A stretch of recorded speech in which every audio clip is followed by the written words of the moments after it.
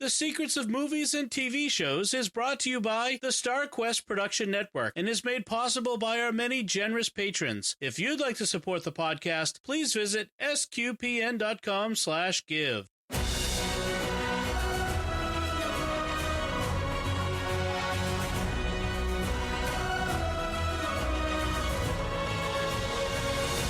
You're listening to Coffee and Cinema, part of the Secrets of Movies and TV Shows podcast. I'm Dom Bettinelli. And I'm Father Chip Hines. Hi, Father Chip. Hey, Dom.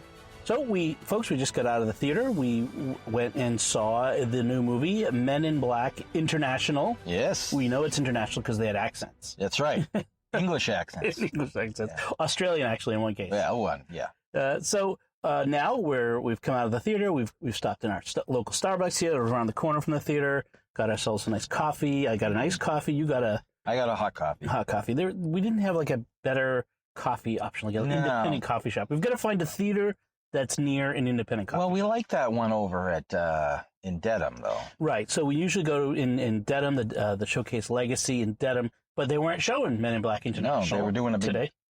They were doing a big Toy Story marathon, which would have been interesting, but I don't have the time for that. No one does. Or the tissues. I'd be crying by the end of Toy Story 3. Exactly. And so we came over to a different one that's the AMC in Braintree, which is near where I used to work and where the headquarters of the Archdiocese of Boston is. Woohoo! And so we knew we came over to the Starbucks and got a coffee, like an iced coffee. You got a hot coffee. It's because it's June in Massachusetts. That's so right. Either one is appropriate. So we got some of their lemon pound cake, which was excellent. It is like crazy good. It is good. Yeah, and it's about 1 billion calories. Yeah, you could eat 12 of them and it would still, you'd want more. Yes. And now because the coffee shop was so small and so crowded and loud and it's drizzling outside, we're now sitting in your car recording. Yes, we are. Okay, so that's why it's kind of echoey, I suppose. So what we're going to do is we're going to give our spoiler-free impressions of the movie first. Yes. Then we'll give you listeners a warning. We'll give you a countdown. We'll make sure you know, and then we'll give you our spoilered. We're gonna slap inventing words. We're gonna slap a wing on it, and we're going to give you our our spoiled-filled reviews of the movie for when you have seen it or if you don't care. I know people who actually don't care about being spoiled for. I know. I'm usually one of those people. I really care.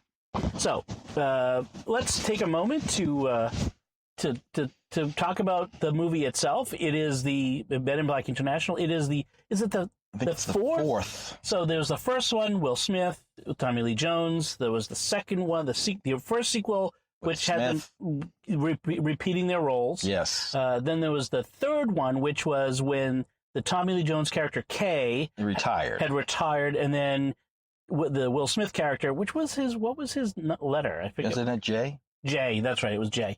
And he traveled back in time when he met Kay as a young man. Played by Josh Brolin. We figured that out.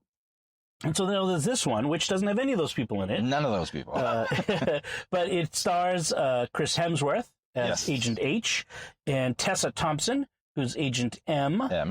Both of whom, by the way, were in the Avengers and Thor Ragnarok. What was Tessa Thompson? Who did she was play? the Valkyrie. Oh, that's right. She was in Ragnarok as the Valkyrie. That's right. Captured him and was hammered all the time. That's right. and then she shows up back again in Endgame. It's funny though; she looks smaller in this movie. Yes, they didn't have her bulked up and all kind of built, in like muscle gear. Right. It also stars Emma Thompson a little bit. She's she's O. She's the head of the New York branch. Right. And there's Liam Neeson, who plays High T. That was a little too precious for me. a little bit. But he's the head of the London branch of the MIB. And so we start with, first it's 3 years ago, 2016, at the Eiffel Tower, where, and again, this is an incident. An incident happens. We're not going to give a spoiler thing. And then we go from there. And then it actually bounces back 20 years. Right, to when Agent as a Molly, young girl, Tessa Thompson, as a young girl, and then we're back to present day. Right. So let's first talk about the movie as it fits within the four movies. I felt like it had all of the bits and pieces that set MIB apart. It had the weird, cool aliens with the surprise reveals. Right. The oh, that's a regular person. Oh, no, it isn't. That sort of thing. It had the cool weapons, the shiny chromed, pulling weapons out of... Well, they were pulling them out of the cars this time. I don't remember them ever doing that before. Right, out of parts of the car. Like, look in the glove... It was not even just look in the glove box. It's like... It's the glove box. Like the glove box is a weapon. Or, Or the mirror. Right. Side mirror. What am I going to do with the side mirror? Exactly. Pull it out! Or, so there was different places where, they'd pull on the car and something would come out. So they had that cool weaponry stuff. Yeah. They had the humor. The humor was there. I mean, Hemsworth He's funny. He's that combination of action star and funny guy. Yeah. Sort of like Chris Pratt. Yeah. He's kind of known for being a funny guy in general. Right. So they play that up really well here. They do. Which is sort of along the lines of what Will Smith did in the original Men in Black. Right. He had that funny guy action hero thing going on. Right. Well, the other thing I think this one has is that sort of fish out of water thing with M coming on board as a newbie. New agent, yeah. And so she's coming on board as a newbie, and so she doesn't know all the ins and outs of the aliens and the weapons and everything else.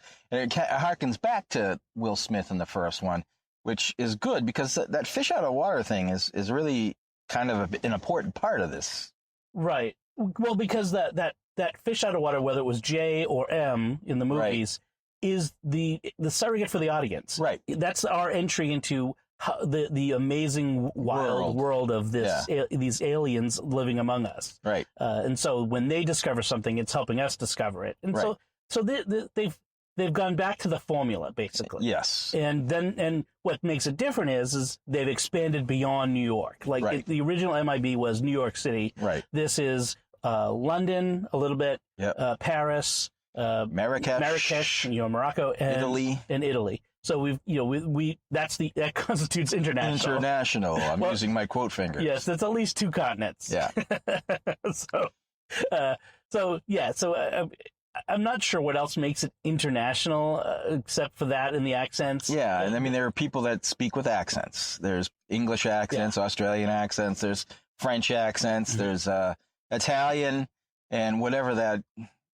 Riza was speaking. I don't know what her accent was. European. Yes, vague, generic European, yes. Yes.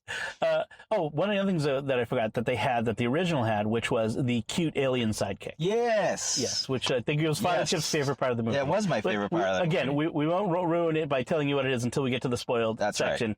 But yeah, so it had all of those elements. It did. But, so I want to kind of sum up this part of our discussion to ask, does it measure up? Was that enough to put this on the level? Is it a good movie? What was your impression based on all of that? It's a good movie. Yes. It's fun. It has a lot of it has a lot of laughs. I laughed. Yes. And I think it's as good as it's probably at least as good as the first one. But it's definitely better than the third one. Yes. And I think, it's probably on par with 1, 2, and put this one up there. I think they're equal. I'd say one still stands alone. Yeah, it's the first. It was new and it was crazy. It was wow. And exactly. And Will Smith has that oomph. Yep. That and also not just Will Smith but Tommy Lee Jones together had that chemistry, the magic that just they did. You just can't replicate. Nope. I put that above. Okay. But I'd put this right below it. I'd say this is just below, and probably I don't really even remember all that much. No, I don't either, because it seems like whenever they do a sequel, it's almost like a replica of the first one. Right. Somehow or another. Yeah. I'd have to go back and watch it, to be honest with you. Right. But I think I like this one way better than 3. Yes. I think Tommy Lee Jones and Will Smith, they're great. I love them. And they'll always be the first, but they were starting to get a little tired, and they looked a little old, and they looked older. Right. And Tommy Lee Jones is not a kid. No. You know, I mean, No. he's an older guy. And so I just, I think that there was a certain amount of, this is kind of a new start, I think. Right. Yeah. And I think it worked out. I liked it. I would recommend it. I say it's a good summer popcorn movie. Yes, absolutely. I would agree with that. When I'm ranking movies I'm looking forward to this summer, I'd say I might put Spider-Man above this. Yes. But this one I'm also enjoyed, and I'd say this is so far pretty good. Yes, indeed. I think this is a good start to the summer movie season. There's a lot of other stuff out there, obviously, and there's stuff we won't review because it probably wouldn't be good for SQPN. But, yeah. I think there's a lot of movies out this summer that I want to see. Yeah. Just a lot. But not so many blockbusters. No, We're no. kind of a little bit of a tangent here, but I know. When I was looking through the list of what's coming out this summer, there's only like two. I'd say 2 or 3 movies that qualify as blockbuster or style. potential blockbuster. Potential blockbuster style, like Right. big spectacles. Right. I mean, MIB is a big spectacle. Yeah. Special effects heavy, lots going on. Well, Godzilla. Spider-Man, Godzilla. But I'm blanking on anything else. I mean, we saw a few previews. Yeah, we did. They were for the fall, though. Yeah, exactly. Yeah.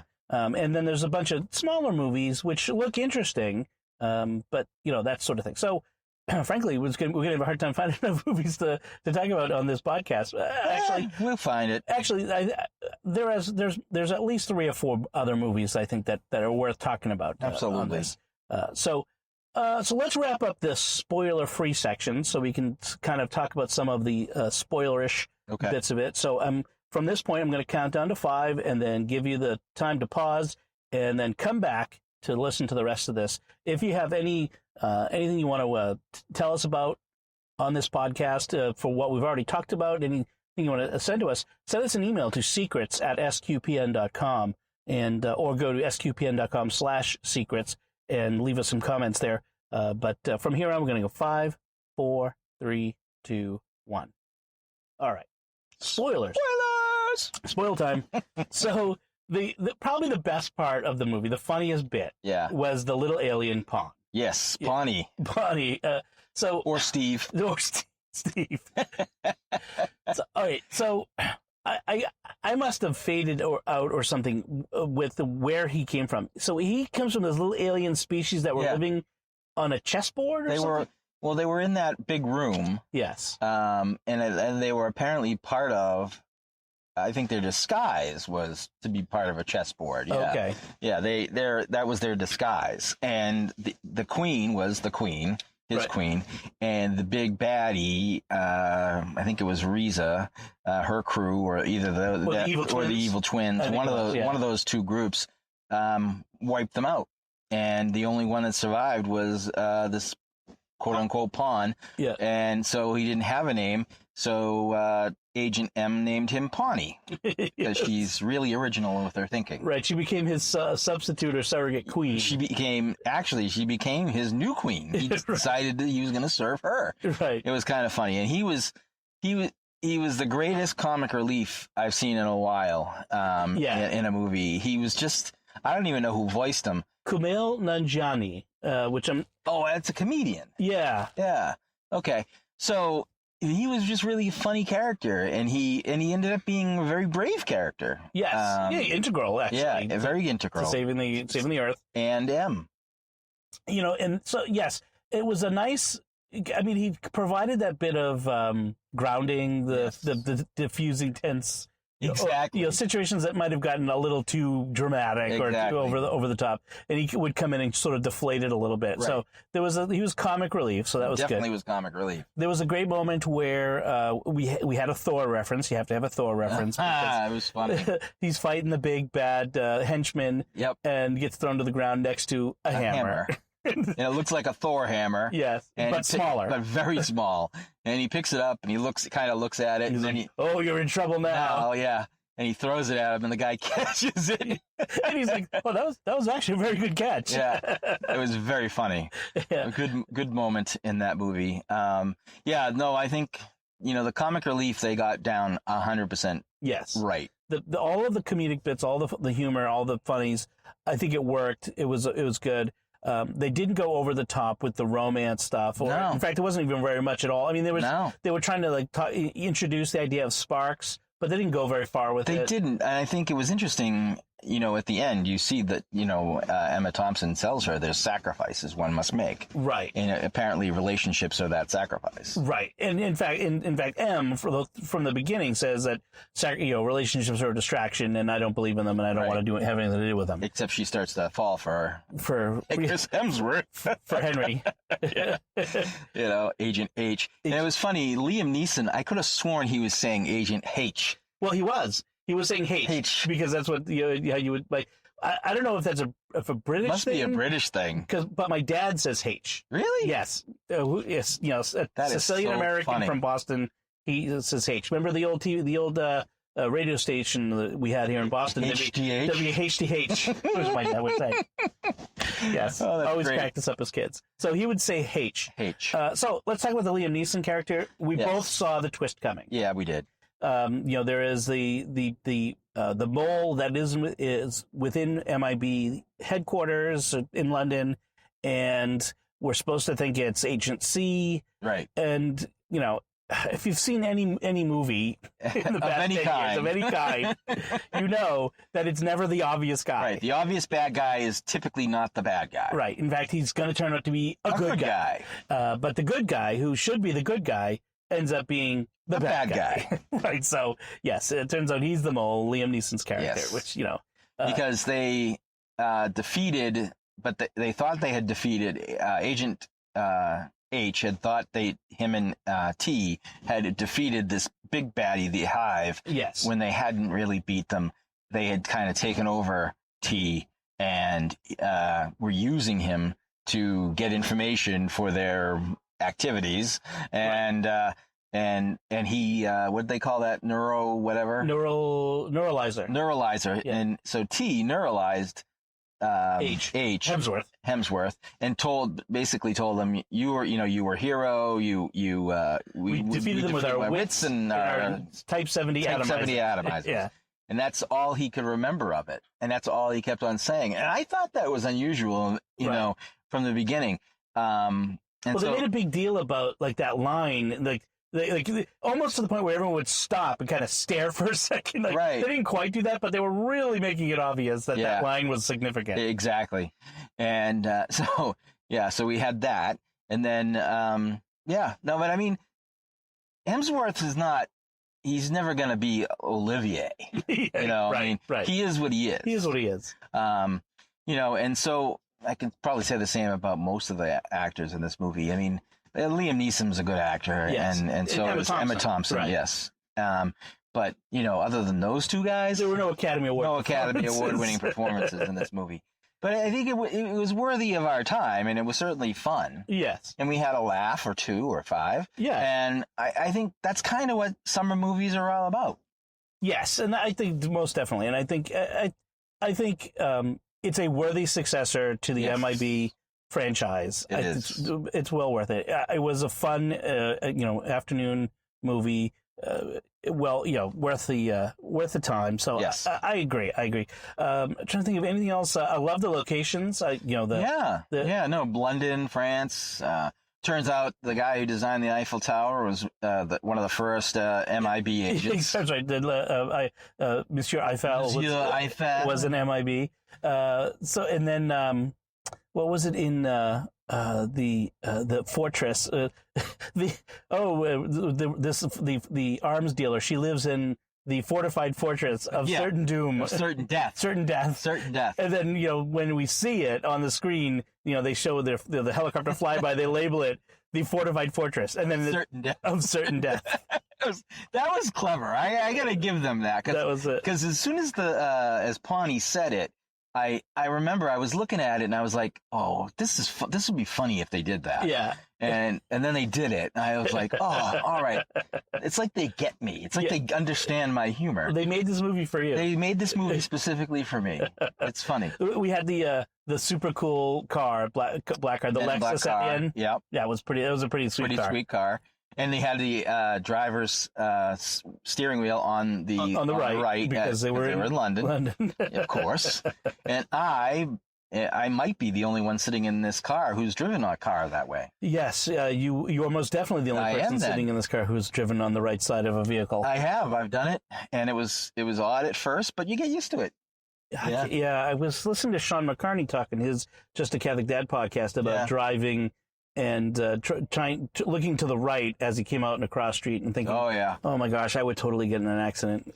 Well, you're so hyper aware of it because you're an American and you're Yes. driving on the left, so you're so hyper aware of it that you just kind of you follow. follow it. You Yeah. just do it. Yeah. And you just. And I will admit to having a mantra of stay on the left. Stay on the left. Stay on the left. So, yeah. Anyway, so, but I think this is a movie that's definitely worth, your time. You could bring older kids to this movie. I think. I think so. I think this is there was nothing gross. There was No. I mean, overt sexual. yeah, the alien, like a couple of the aliens were kind of scary. A little bit.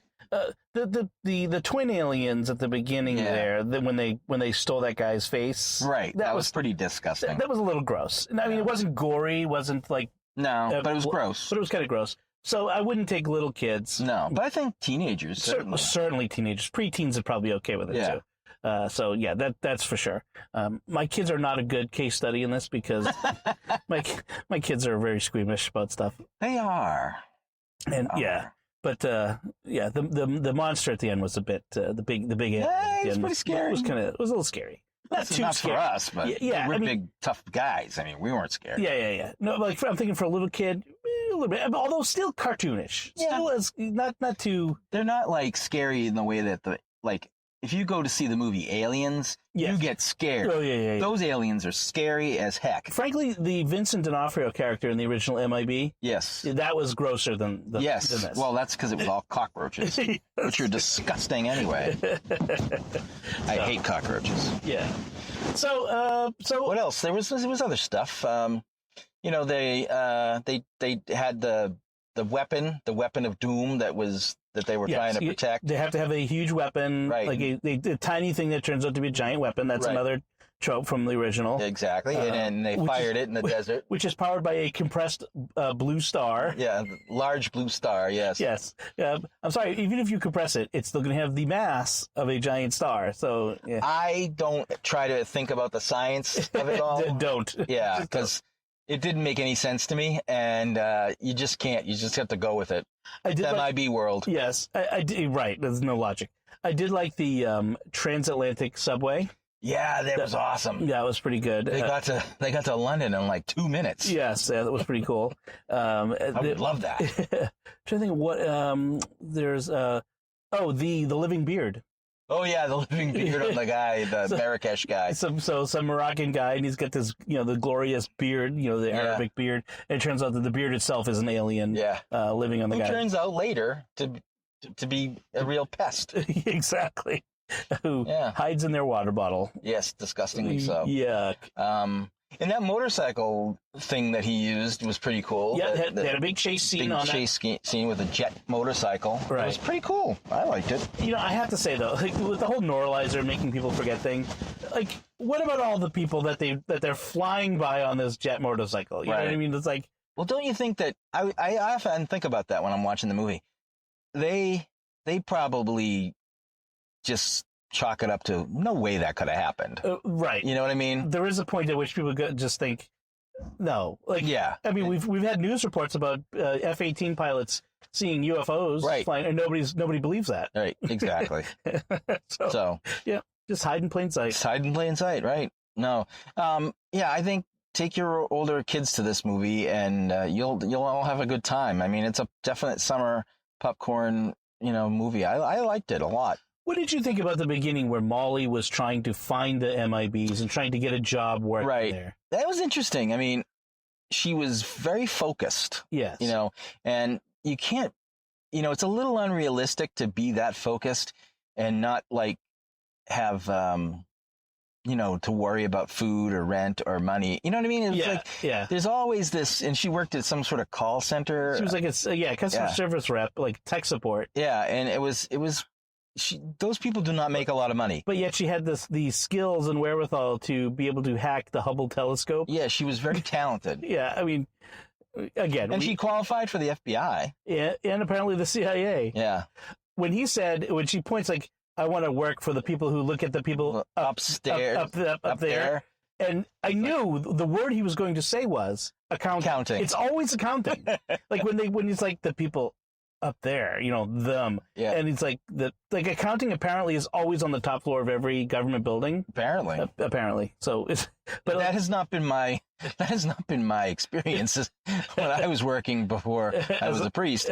I worked in accounting, and we were always on like the lower floor. Exactly. We were never on the top floor ever. Like accounting is always like the mundane department. Exactly. Yeah, it's always like oh, you know who I'm talking about? That department. Yep. Accounting? Yes. Like what? It's always accounting. Yeah, it's always accounting. So there was that couple scenes, and then, yeah, I mean, it was just. And then what happened to her parents?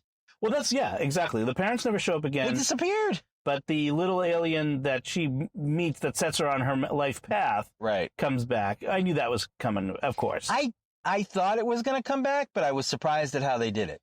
Yeah, I did not make the connection. I did not either. With the big hulking henchman guy. That's right. And that was good. Yeah, that was good. a nice surprise, actually. Yes. That the big hulking henchman for one of the big baddies turns out to be this little tiny alien that Molly saved many, many years ago when she was a child. Yes. And he ends up saving her and Chris Hemsworth in the movie, and it was great. Yeah. So that was good. And then when he said her name, it's like this big. He's like, Molly. and Hemsworth is like, Molly? Yeah, that was good. That was fun. Yes, and that woman Riza, of course, had a third arm to punch you from. Yeah, exactly. From behind. But you never saw the third arm unless she was using it. Like, didn't you notice that? I noticed that. That was weird. Yeah, that was. But again, don't look too closely. No, it's MIB world. It's MIB world, right? Yeah. Right. You have to make some allowances for it. You do. It's like every other kind of science fiction movie or science. Some do better than others. Some do better than others, obviously, but yeah. As Jimmy says about Doctor Who, it's science fantasy. That's right. It's not science fiction. There you go. And that's where MIB is. I mean, in a way, it's a little bit like Doctor Who. It feels a little bit like It's Doctor Who-ish. Yeah. Yeah. The crazy aliens, the crazy situations. And there's this kind of behind the scenes group that takes care of the Earth, and Doctor Who's kind of this behind the scenes guy who takes care of the Earth, because one of the things about Doctor Who that always kind of makes me laugh is he can go literally anywhere anywhere in the universe, anytime in the universe. He always ends up in contemporary London or Wales. Yes, contemporary England today. Yes, it's funny how that works. And if they go back in history, it's always sort of like English history, where they meet English historical figures. It's interesting. It is interesting. I wonder why that is. Because England is the most important thing in all of history. Well, at least in English history, it is. Yes, it is. So yes. So in this case, we had. And I love London. Don't get me wrong. Yeah, it's one of my favorite cities. Well, I love Doctor Who. I love Doctor Who too, even if they always end up in England. Exactly. Anyway. So let's wrap it up, I guess. Okay. So our final take on it is we both enjoyed it. We both recommend it, and we hope that you, the listener, have enjoyed it and enjoyed our discussion here. So before we wrap up, I do want to say I want to take a moment to thank our patrons who make it possible for us to create Coffee and Cinema. And especially this week, we're thanking Melanie Q, Dana C, George H, Martin P, and Jonathan B. Through their generous donations at sqpn.com/give, they make it possible for us to continue Coffee and Cinema and all the shows we do at sqpn.com. And if you have the wherewithal to do so, we really would greatly appreciate it if you would join them by visiting sqpn.com/give. By the way, I do want to plug one of our new shows. A new show that I'm doing with my wife, Melanie, called Raising the Bets. It's a family podcast. We have 5 kids. We homeschool. We live outside of Boston. We go on adventures. We talk about food. We talk about books, movies and TV shows that we watch together, interesting topics. One of the things we're going to probably talk about this week is what makes a livable neighborhood. What makes a neighborhood good for a community and a family. That's good. That's a good topic. Yeah. So not only is it just what we're doing, but we try to get into some interesting discussions. Yeah, that sounds really good. So, if you want to give that a try, check it out. That's at sqpn.com/bets, BETTS. That's 2 T's on that. So, and then to wrap things up, remember to like the Secrets of Movies and TV Shows on Facebook, and retweet us on Twitter, where we're at SQPN, and to send us your comments. What did you think of our discussion or of the movie itself? You can do that, like I said before, sqpn.com/secrets, or email us secrets@sqpn.com. Until next time, Father Chip Hines, thank you for joining me for Coffee and Cinema. It's always fun, Dom. And once again, I'm Dom Bettinelli. Thank you for listening to the Secrets of Movies and TV Shows on StarQuest.